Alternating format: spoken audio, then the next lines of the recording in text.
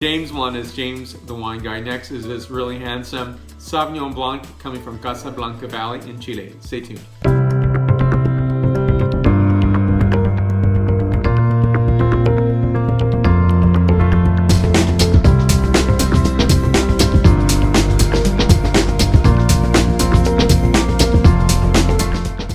I love Sauvignon Blanc, and I didn't used to. I would say it was one of my beginning wines where I thought, oh, it's a little too tart for me. It's a little too fragrant and too gooseberry or grassy in some instances. And until I really understood Sauvignon Blanc in terms of that point of difference, and also just sometimes I really want that characteristic versus a Chardonnay, and they do vary. I want something different than a Pinot Grigio or something different from Pinot Bianco or whatever it might be, white wine that is. So this wine coming from Chile is showing that Chile is a proving ground for Bordeaux varieties as well as Rhone varieties, but this is a really handsome wine. I taste a lot of red wines from Chile, very few white wines, so it's a pleasure to get these wines. This is Armador Estate Selection, Valle de Casablanca, Chile, Sauvignon Blanc 2015 vintage, a 14% ABV on the back. I quickly look away because on the back label it gives some flavor characteristics, scent characteristics. And for me, I don't want that to influence my tasting and my notes that I wrote for this already. And so I think, I'll look at them later. I'm just curious, do we match up or do we not? And just to give assurance, it doesn't matter if I do or don't. It's just how I perceive it. And you might perceive different notes than I get.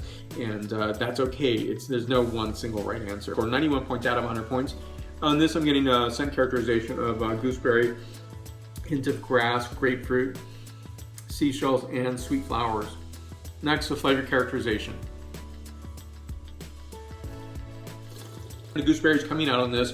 Not too intense, but it's certainly there. An apparent apricot, white peach, sesame. I think that's a really key note. So sesame to me is really my way of saying there's a savory quality. It's not a hot quality such as a pepper note, but it's certainly a savory note that's there. Tea and a bit of seashell, so a bit of that mineral note going on as well. So again, 91 points out of 100 points, and this has been a fantastic year tasting Chilean wines.